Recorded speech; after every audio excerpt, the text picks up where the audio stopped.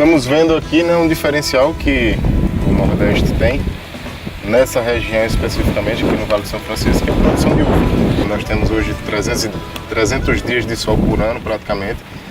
E quando a gente começou a cultivar uva aqui, né, quando o Vale do São Francisco começou a cultivar uva, chamaram os primeiros produtores de loucos, né? Eles vieram visitar o Vale do São Francisco, já querendo realmente expandir, né, os negócios, e ouviram falar, vamos dizer assim, que aqui no Vale produzia uva o ano todo, e vieram comprovar, na realidade, isso aqui.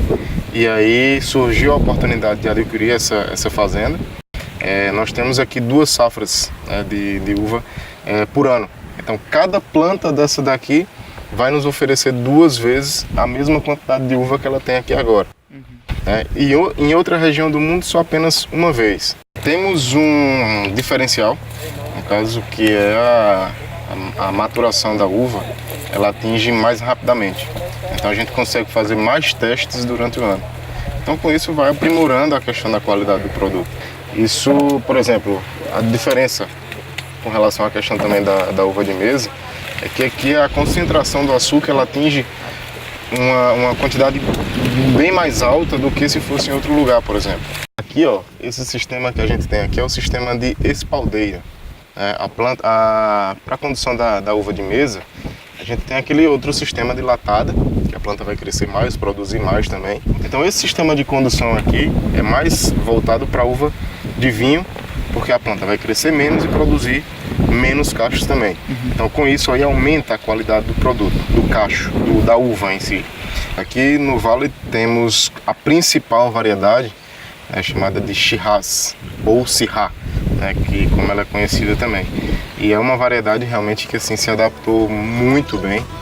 E além dessa temos a Mourvèdre, temos a Tempranillo, né, das brancas Sauvignon Blanc, Chenin Blanc, e a principal no caso aí acho que é a Moscatel das brancas. Hoje nós temos um vinho chamado Testard, que ano passado ele foi considerado o melhor vinho nacional.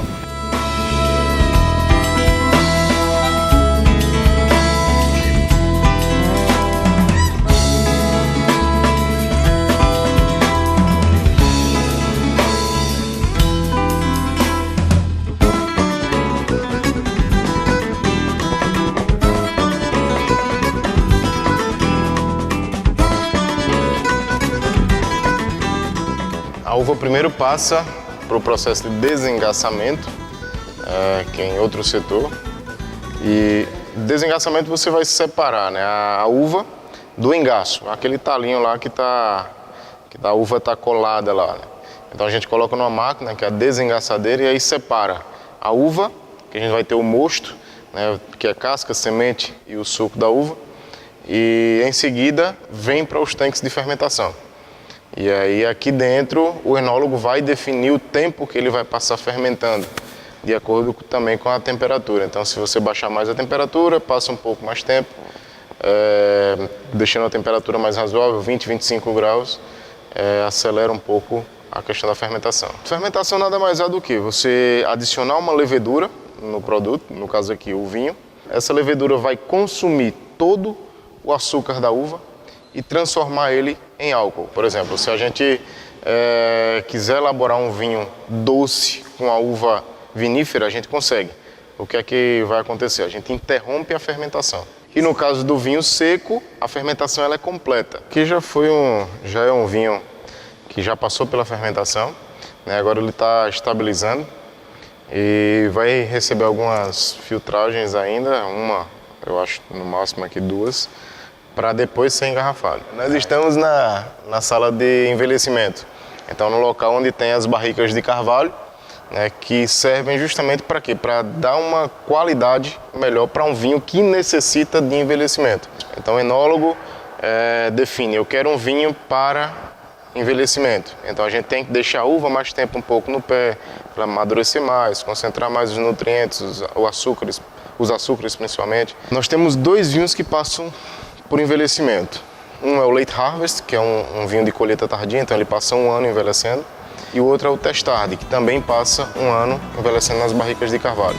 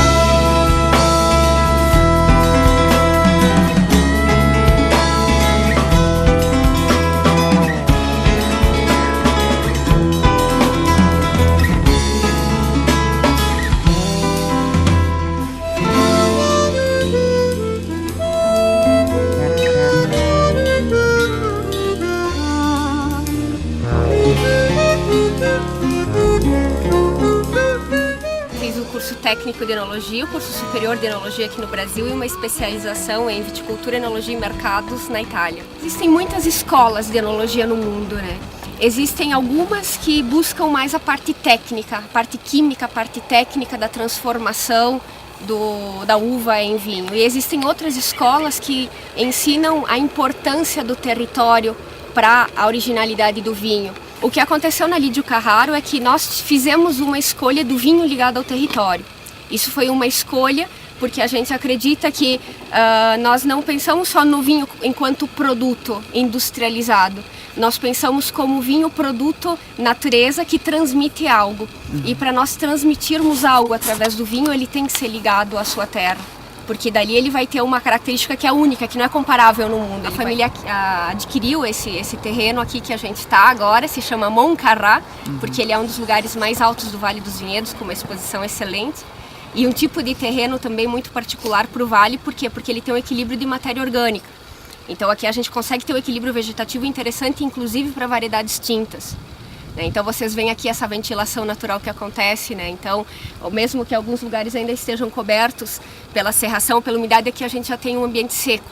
Isso é fundamental para o período do ano, da sanidade das videiras e depois para o período de maturação também. Por que nós temos uma grande preocupação com a qualidade da nossa uva? Porque na vinícola a gente busca expressar isso. Não mascarar, corrigir ou esconder defeitos ou coisas desse tipo. Que é aquilo que nós falávamos do vinho mais industrial, né? Então existem escolas e escolhas dentro da enologia. A nossa escolha abraça um conceito que é purista. Nenhum dos nossos vinhos passa por madeira. Esse foi um outro dos paradigmas, né, que a gente quebrou quando nós iniciamos o projeto, porque as pessoas ligavam o vinho a um vinho de qualidade e o vinho envelhecido na madeira. Quer dizer, eu sou a primeira a dizer que nós não temos nada contra a madeira, pelo contrário, eu mesma degusto muitos vinhos pelo mundo e tem alguns vinhos que eu aprecio, desenvolvidos por outros métodos. E o que acontece aqui no Vale dos Vinhedos? Eu acho assim que podem ter exemplares positivos com a madeira. O problema é que se não começa com um grande trabalho vitícola, não se pode usar a madeira. Porque é justamente isso que se faz no mundo, inclusive. Quando se tem um grande potencial, se passa por madeira. Quando o vinho ele não tem condições de suportar madeira, ele não passa por madeira. Esse vinho está pronto, Mônica? Na verdade, ele está passando por um estágio agora de estabilização natural. O corte vai ser finalizado na primavera. Né? Então, ali sim, no início de janeiro, fevereiro, vai ser um vinho já pronto para ser engarrafado. Então, agora ele ainda está em processo de crescimento aqui na vinícola. Vocês veem que ele tem uma cor muito viva, tem uma ótima concentração, uma grande expressão, inclusive no nariz.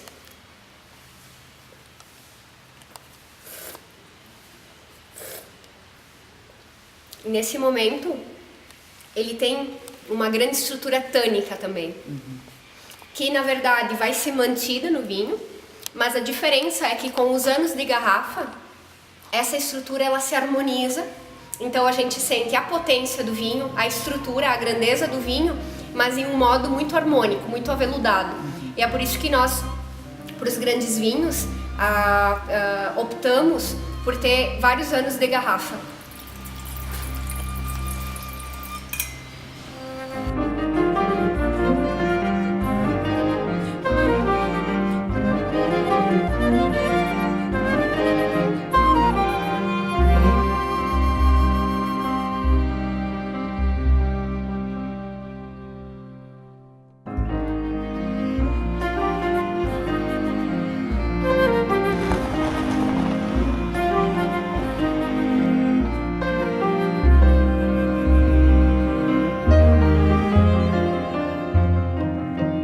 O que é necessário, que faz de uma região ter condições ou não para elaborar espumantes de mais alta qualidade? A gente precisa de uma situação bem ímpar no mundo vitícola, que é o quê? Que a uva atinja o grau de maturação perfeito dela, que a gente chama de maturação fenólica, que é a semente, a polpa, a casca maduras, mantendo um nível de acidez elevado e um baixo teor de açúcar. Isso é muito raro de acontecer em qualquer região do mundo. E isso faz dessa região uma região tão privilegiada, pensando em espumantes. Bom, aqui a gente está na sala de remoagem, Então, depois de encerrado o processo de segunda fermentação dentro das cavas e do tempo mínimo de amadurecimento em contato com as leveduras que dependendo cada blend, cada linha de produtos vai permanecer, a gente tem produtos que permanecem de mínimo 2 anos em contato com as leveduras, até 14 anos. A legislação brasileira diz que se não adicionar nada de açúcar nesse vinho, né, nesse espumante, vai ser categoria Nature. Até 6 gramas de açúcar por litro é extra brut. De 6 a 15 é brut. E a categoria brut, nossa, a gente trabalha em torno de 8 gramas de açúcar por litro. Então ainda com níveis muito baixos de açúcar. Por quê? Porque o açúcar assim, acaba sendo utilizado muito mais para mascarar defeitos e acaba também encobrindo algumas qualidades.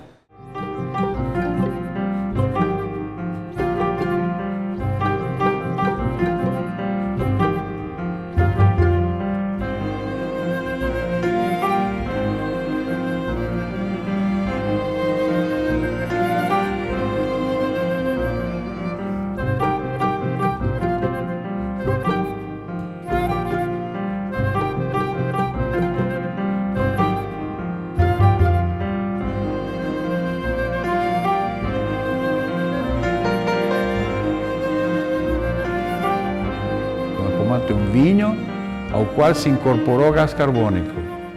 Uma água mineral gasificada, se incorporou gás através de injeção de gás. No espumante, o gás é incorporado através de um fenômeno natural que se chama fermentação alcoólica. Existem 2 métodos, o método tradicional, que é o método champenoise, que é aquele que nós herdamos da champanhe. A tomada de espuma, a incorporação do gás, que é um processo natural, se faz na própria garrafa. Em 1907, o engenheiro Charmat, um engenheiro francês, inventou, ou criou, ou patenteou o método Charmat, que é um método onde a tomada de espuma, a incorporação de gás, se faz em recipientes grandes de aço inoxidável, que se chamam autoclaves, então onde o processo é um pouco mais industrial. Não existe diferença qualitativa entre Charmat e tradicional. Existe diferença de estilo. Os Charmat são muito mais jovens, mais frescos, e os tradicionais são mais maturados, são mais complexos. Então, essa é uma garrafa que está em processo de elaboração no método tradicional.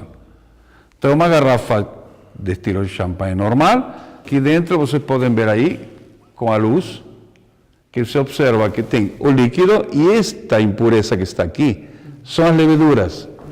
As leveduras que estão consumindo os açúcares e posteriormente formando o gás. Esta garrafa já tem o gás incorporado. Essa levedura passa 12 meses aqui. Depois que ela termina de fazer o procedimento de tomada de espuma, ela morre. Ao morrer, ela libera uns aromas muito especiais. Quando eu termino de fazer a maturação, que demora 12 meses, esta garrafa vem para cá. Isto aqui se chama pupitre. São plataformas de 60 garrafas, 6 por 10, que têm furos elípticos e chanfrados. O objetivo de colocar essa garrafa aqui é levar essa impureza para a boca. Então, uma vez por semana, eu homogeneizo a garrafa, coloco ela aqui, vem na posição bem para fora, e uma vez por semana, um funcionário vem aqui, faz este movimento e coloca para dentro. Na semana seguinte, mais um movimento, coloca para dentro. Então a sujeira vai girando, indo em direção da boca, até que ela fica nessa posição. Este procedimento demora em torno de 60 dias. A garrafa depois de 60 dias, a garrafa fica assim, perfeitamente limpa a impureza. A impureza está toda depositada aqui. De aqui ela vai no equipamento que vamos mostrar a seguir, onde eu formo um tampão de gelo, congelo esta parte, e eu posso virar a garrafa, porque a sujeira está dentro do tampão, tiro a tampa tipo cerveja, coloco a rolha e o produto está pronto.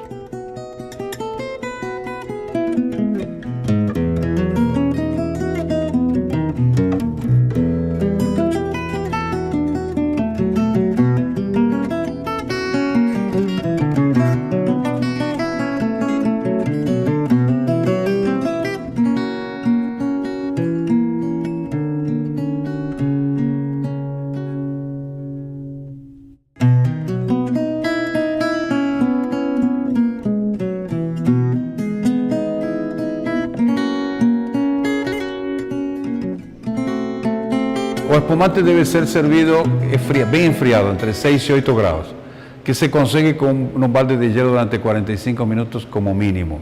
Se você fria num freezer, fria também a rolha, depois a rolha fica difícil de tirar.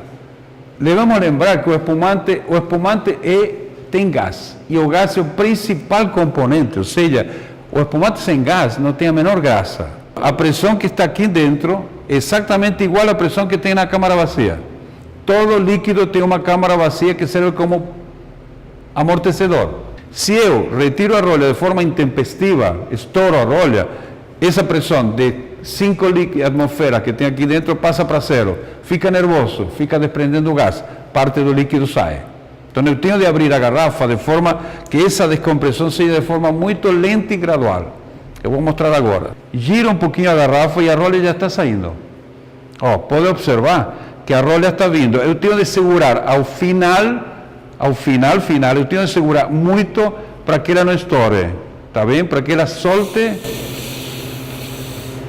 quase um respiro. Sai. Rolha, gaiola e o espumante está absolutamente tranquilo. Espumante bem enfriado, bem aberto. E agora, mal servido. Fazer isso.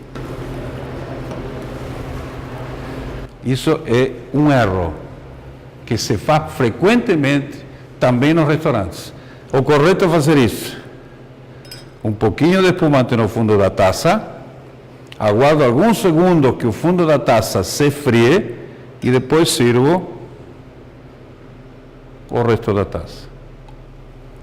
Veja a diferença de comportamento de uma taça bem servida e de uma taça mal servida. Esta taça está choca, parece que não tivesse gás. E aqui está a taça perfeita, fazendo um perlage perfeito. Saúde a vocês. Todo o gás perfeitamente sentido na boca. Saúde.